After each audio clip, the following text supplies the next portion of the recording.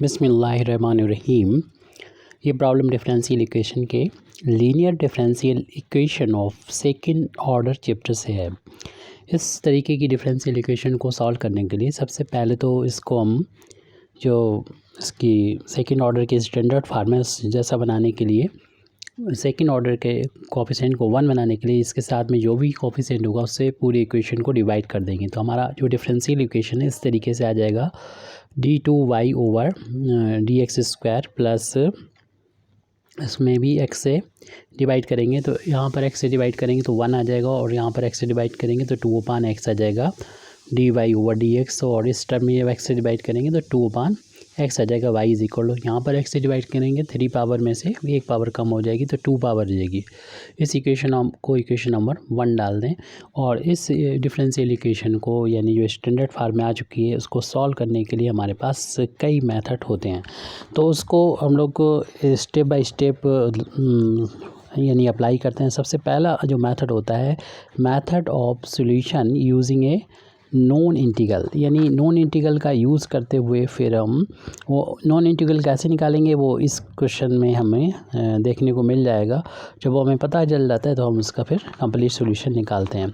फिर अगला जो मेथड होता है जिसको हमें अप्लाई करना चाहिए इस मेथड के बाद वो है यहाँ पर कि हम इसको इक्वेशन को नॉर्मल फार्म में कन्वर्ट कर लेते हैं। तो नॉर्मल फार्म में कन्वर्ट करने के लिए हमें जो फर्स्ट डेरिवेटिव होता है उसको रिमूव करना होता है। तो फर्स्ट डेरिवेटिव को हम लोग यहाँ पर रिमूव करके इसको नॉर्मल फार्म में कन्वर्ट करते हैं। ये प्रोसीजर होता है किसी भी सेकंड ऑर्डर के डिफरेंशियल इक्वेशन को सॉल्व करने का।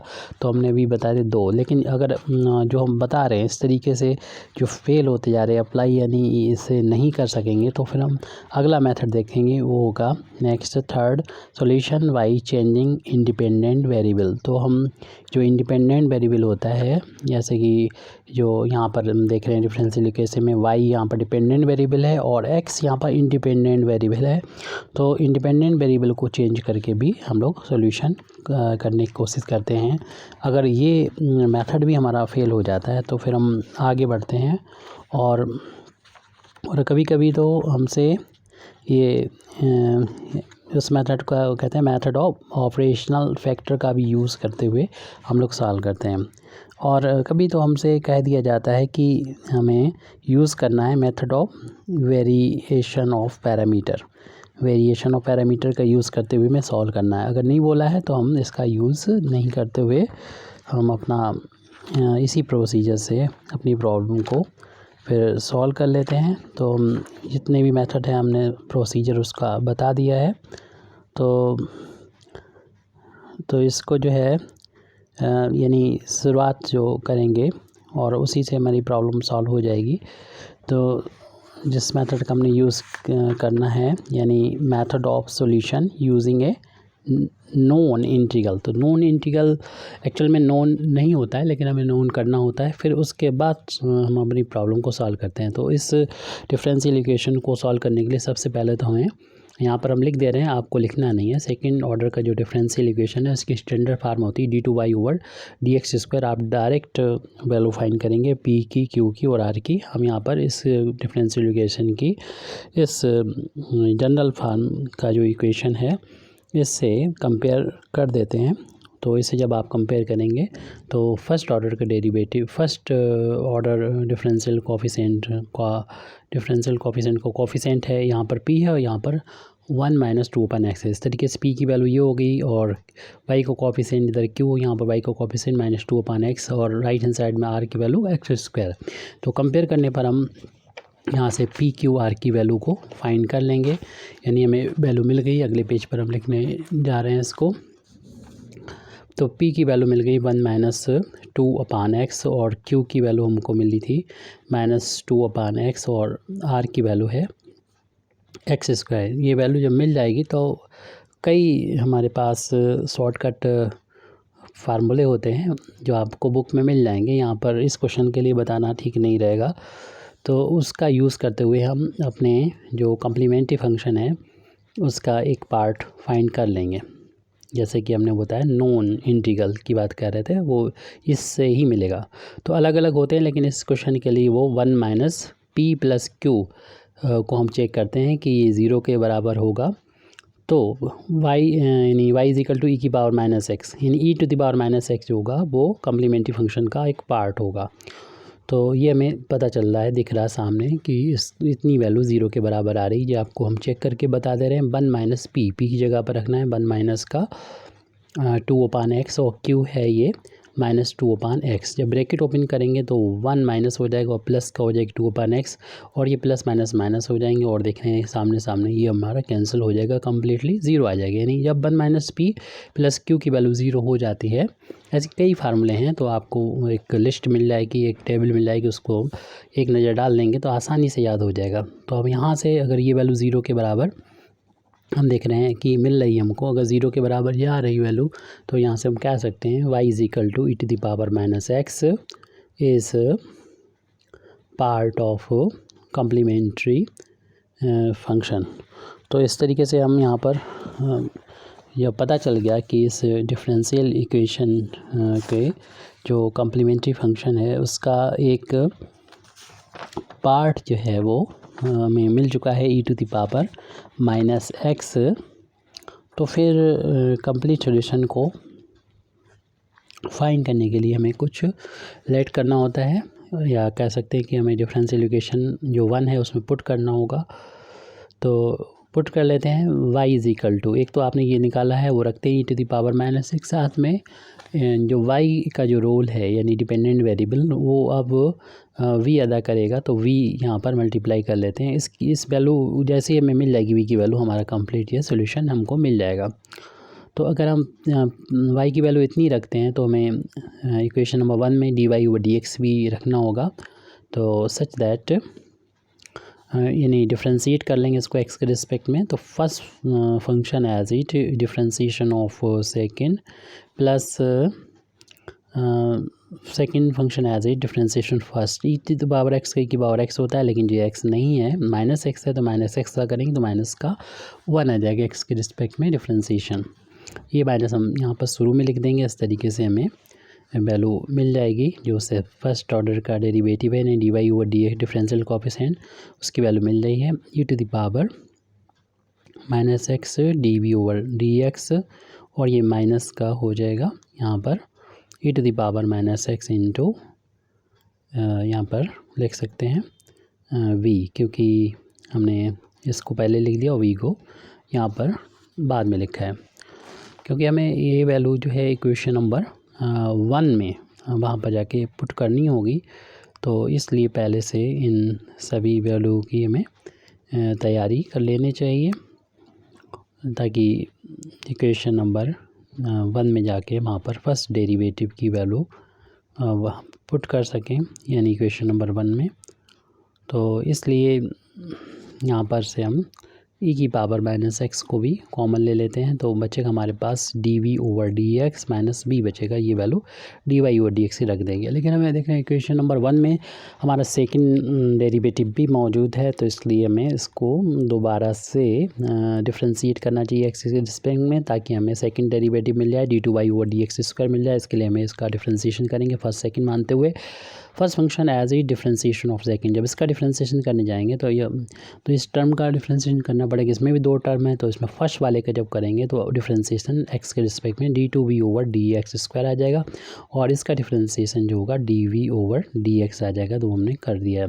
तो first function as it second का differentiation plus second function as it यानी dv/dx माइनस b, और फर्स्ट का डिफ्रेंशिएशन ई की पावर एक्स का, तो ई की पावर एक्स होता है, लेकिन जैसे कि पहले किया था माइनस एक्स का -1 हो जाएगा एक्स के रिस्पेक्ट में।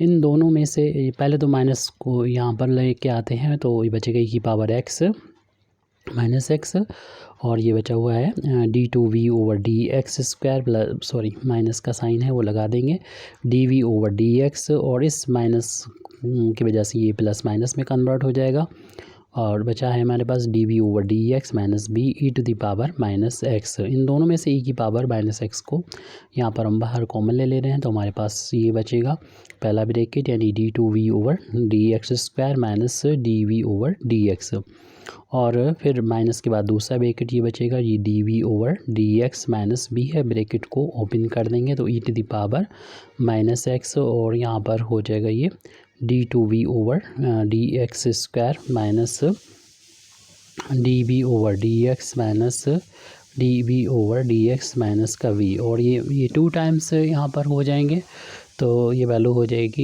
ई to the power minus x, और ये बचेगा d two v over d x square minus 2 times d v over d x minus v. ये हमारा सेकंड डेरिवेटिव यानी d two y over d x square की value हमें मिल चुकी है, जिसको हम इक्वेशन नंबर 1 में पुट करेंगे। यहाँ थोड़ी सी गलती हो रही है, सुधार कर लें। ब्रैकेट ओपन किया तो ये टर्म तो माइनस हो गया, ये माइनस माइनस प्लस, आपने देख लिया होगा, समझ लिया होगा कि हम गलती कर रहे हैं, लेकिन सुधार हो चुका है। तो ये सेकंड डेरिवेटिव क्यों निकाला, आपको मालूम ही है कि फर्स्ट और सेकंड डेरिवेटिव इसलिए निकाला क्योंकि इन वैल्यूज़ को जो हमने अभी टिक किया है उसे इक्वेशन नंबर 1 में पुट करना है। यहाँ लिख तो चुके हैं हम, putting this value in equation 1।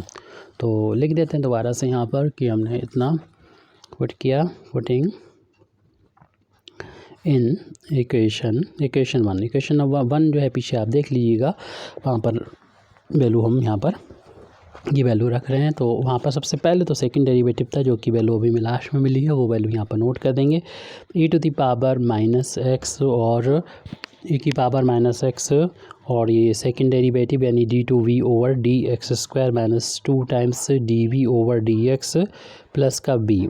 फिर उसके बाद यहाँ पर जो साइन है था वो प्लस का है, और 1 माइनस 2 अपान एक्स और फिर उसके बाद d y over d x है।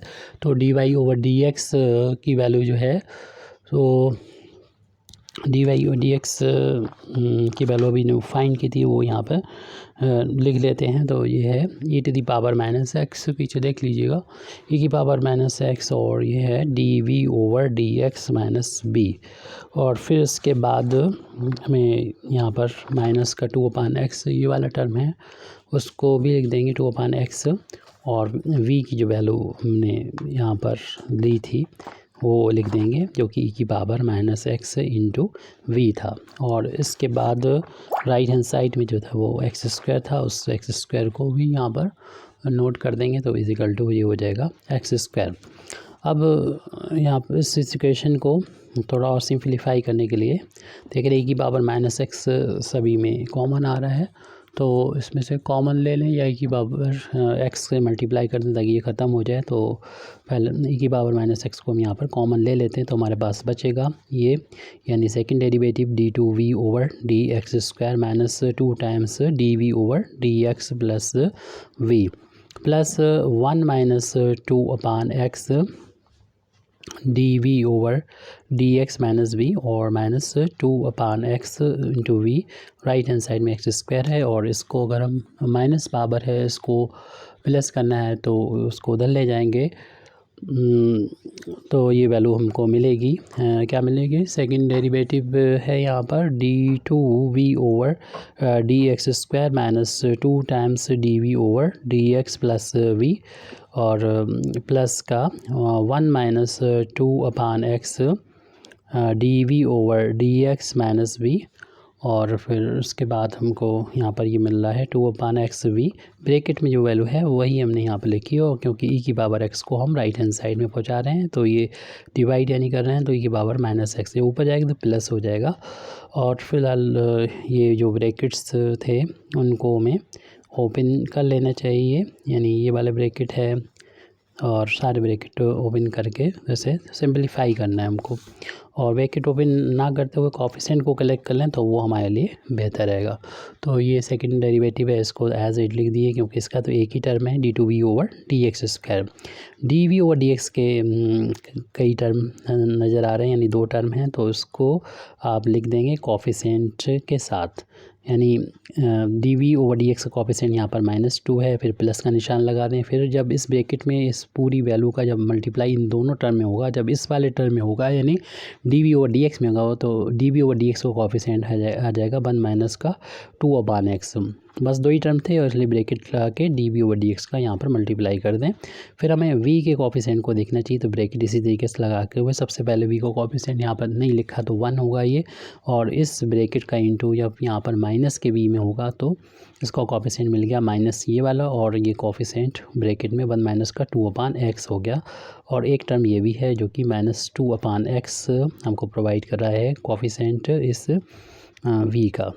और राइट हैंड साइड में x² लिखा हुआ था, इस पावर को ऊपर ले जाएंगे तो प्लस की x हो जाएगी यहाँ पर। अब इसे थोड़ा सॉल्व करके लिखेंगे तो देखेंगे हमारा जो v वाला टर्म है उसका कोफिशिएंट 0 हो रहा है, हमें दिख रहा है। और यहाँ पर सेकंड डेरिवेटिव को लिखने के बाद हम इनका डिफरेंस ले लें अगर, तो ये माइनस का 2 और 1 का डिफरेंस माइनस का 1 बचेगा, और -2/x dv/dx, और यहाँ पर ब्रैकेट ओपन कर लीजिए और दिखा दीजिए कि 1 माइनस का हो गया प्लस का 2/x हो गया, माइनस का 2/x है। आप डायरेक्ट भी कर सकते हैं, हमको यहाँ पर डिटेल में करना है। ये प्लस माइनस कैंसिल होने के बाद देख रहे हैं v का जो कोफिशिएंट है वो 0 हो गया, तो इस अगले स्टेप में इस टर्म को नहीं लिखेंगे और इनमें से माइनस को कॉमन ले देंगे, तो ये प्लस जो होगा वो माइनस में कन्वर्ट हो जाएगा। d2v/dx² माइनस 1 + 2/x dv/dx, और राइट हैंड साइड में x² e⁻x हमको यहाँ पर मिल गया है। अब ये इस तरीके का है कि अगर हम इसमें dv/dx को कुछ लेट कर लेते हैं तो ये एक हमें लीनियर इक्वेशन को में कन्वर्ट कर सकते हैं और जिसको आसानी से सॉल्व किया जा सकता है। तो इसके लिए हम लेट कर लेते हैं कि dv/dx जो होता है वो p के बराबर है, सच दैट, यानी फिर इससे हमें एक रिज़ल्ट मिलेगा कि इसको अगर डिफ्रेंशिएट करेंगे x के रिस्पेक्ट में तो d2v/dx², और फिर इस तरफ भी डिफ्रेंशिएशन x के रिस्पेक्ट में हुआ dp/dx लिख देंगे, यानी तो हमारा ये जो इक्वेशन है वो इस तरीके से कन्वर्ट हो जाएगा। ये सेकंड डेरिवेटिव बन गया dp/dx माइनस 1 + 2/x, और ये इसको हमने p मान लिया था। राइट हैंड साइड में एज इट लिख दीजिए, क्योंकि हमने जो इंडिपेंडेंट वेरिएबल को एक्चुअल में चेंज किया है, p में कन्वर्ट हुआ, x²⁴x, इसमें तो कोई इफेक्ट पड़ेगा नहीं, एज इट लिख दीजिए। और ये बन गया है लीनियर इक्वेशन। और लीनियर इक्वेशन का सॉल्व करने का तरीका ये होता है, यहाँ पर डिपेंडेंट वेरिएबल p और इंडिपेंडेंट वेरिएबल x है, तो एक फर्स्ट डेरिवेटिव होता है, यानी इस फार्म में होता है, आपको याद आ चुका होगा कि dy/dx प्लस py = q के फार्म में। इसके लिए इंटीग्रेटिंग फैक्टर होता है e⁻p × dx होता है उसका, फिर सॉल्यूशन इस डिफरेंशियल इक्वेशन का होता है y × integrating factor = q × integrating factor dx plus को कांस्टेंट, तो इसका हमें यूज़ करना होगा। तो यहाँ पर देख रहे हैं कि ये जो p है उसका, इसमें p की जगह पर ये है, तो इंटीग्रेटिंग फैक्टर होता है, तो e⁻ होता है इंटीग्रेशन का साइन p का मतलब ये माइनस का 1 + 2/x, और यहाँ पर इंडिपेंडेंट वेरिएबल x है। माइनस साइन को हम यहाँ पर बाहर ले लेंगे, और 1 का इंटीग्रेशन देखिए x हो जाएगा, और 2 × में है बाहर ले लेंगे तो 1/x का इंटीग्रेशन log x होता है, वो यहाँ पर हमने लिख दिया है। और इसको इस तरीके से भी लिखा जा सकता है कि e⁻ -x × और यहाँ पर ऐसे भी कर सकते हैं, ये माइनस तो हो जाएगा, तो इसे ब्रैकेट में रखें और ये 2 को हम पावर में ले जाएं, यानी इसे लिखा जा सकता है log x², इस तरीके से लिख सकते हैं। अगले स्टेप में हम जो वो चेंज करेंगे जो अभी हम करने वाले थे, यानी e⁻, इसे -x कर लें, और e⁻, ये ब्रैकेट ओपन करेंगे तो माइनस का log x² मिल जाएगा, और ये जो यहाँ पर माइनस है, यानी -1 का इंटू मान लें तो -1, इसे भी इसकी पावर में x की ले जा सकते हैं, और पहले ब्रैकेट खोल लिया होता वो ज़्यादा बेहतर लग रहा था। तो e⁻, ये log x² है, उसकी पावर यहाँ पर -1 हो जाएगी। अब इससे हम लोग जानते हैं e से log हट जाता है, ओनली हमारा x² की पावर -1 बचेगा। ये हमारा इंटीग्रल फंक्शन इंटीग्रेटिंग फंक्शन की वैल्यू चल रही है। तो हमारा ये चल रहा था पहले से e to the power minus x, वो तो लिख ही दें यानी नोट कर दें, और x की पावर बचा है ई से लॉग हट जाता है, आपको पता ही फार्मूला, यहाँ पर डिटेल में नहीं जाएंगे। और एक्स स्क्वायर की पावर माइनस वन, पावर को प्लस करना अपान में लिख देंगे तो ई की power minus x upon x square ये प्लस हो जाएगा। ये इंटीग्रेटिंग फैक्टर की वैल्यू आ गई। जब ये इंटीग्रेटिंग फैक्टर की वैल्यू यहाँ से फाइंड कर ली हमने, तो फिर सोल्यूशन लिख सकते हैं, जैसा कि फार्मूला हम पहले आपको बता चुके हैं, देख लीजिएगा। तो हम कह सकते हैं कि इस डिफरेंशियल इक्वेशन का सोल्यूशन जो यहाँ पर हमारा आ चुका था, इसे चाहो तो इसे इक्वेशन नंबर 2 डाल दो, ताकि हम कह सकें कि इसका सोल्यूशन इस फार्मूले के अकॉर्डिंग जो है ये है। Therefore solution of differential equation जो हमारा आया था, जो इक्वेशन नंबर 2 से डिनोट है, वो हो जाएगा। कैसे लिखते हैं, यानी जो डिपेंडेंट वेरिएबल है जो हमारा p था, और फिर इंटीग्रेटिंग फैक्टर, और राइट हैंड साइड में जो भी था वो लिखेंगे। यानी राइट हैंड साइड में क्या था, राइट हैंड साइड में था एक्स स्क्वायर ई की पावर एक्स, जिसे हमने यहाँ पर क्यू लिखा हुआ है, उसको क्यू की वैल्यू एक्स स्क्वायर ई की पावर एक्स है, तो यहाँ पर लिख देते हैं एक्स स्क्वायर ई की पावर एक्स स्क्वायर ई की पावर एक्स, और यहाँ पर इंटीग्रेटिंग फैक्टर जो भी वैल्यू आई है उसको यहाँ लिख देंगे डी एक्स। और यहाँ पर एक कांस्टेंट जो कि मैं 2 ऐड करना होंगे, सेकंड ऑर्डर के डिफरेंशियल इक्वेशन है, तो पहले के लिए c1 कर दिया हमने। p इंटू इंटीग्रेटिंग फैक्टर के ऊपर वैल्यू है e की power minus x upon x square, ये लिख दिया। X square into e to the power x, और इंटीग्रेटिंग फैक्टर की वैल्यू पुट कर दें, e की पावर माइनस एक्स अपान में एक्स स्क्वायर है d x plus constant of integration cn। X square से एक्स स्क्वायर को हम कैंसिल कर देंगे, और साथ में हम लोग ये भी देख रहे हैं कि एक्स की पावर ई की पावर एक्स की ई की पावर एक्स ये यहाँ पर पॉजिटिव है, यहाँ पर ई की पावर में माइनस है, तो ये जब दोनों पावर जुड़ेंगी ऐड होंगी, तो ई की पावर ये माइनस एक्स वाली और ये प्लस एक्स वाली ये ऐड होंगी, तो पावर इसकी ज़ीरो हो जाएगी। जब पावर ज़ीरो हो जाएगी की, तो उसकी वैल्यू 1 होती है, और 1 का इंटीग्रेशन यहाँ पर एक्स के रिस्पेक्ट में करना है, जो कि एक्स के इक्वल हो जाएगा। इस तरीके से p into e to the power minus x upon x square की वैल्यू आ गई एक्स प्लस यहाँ पर कॉन्स्टेंट c1 था।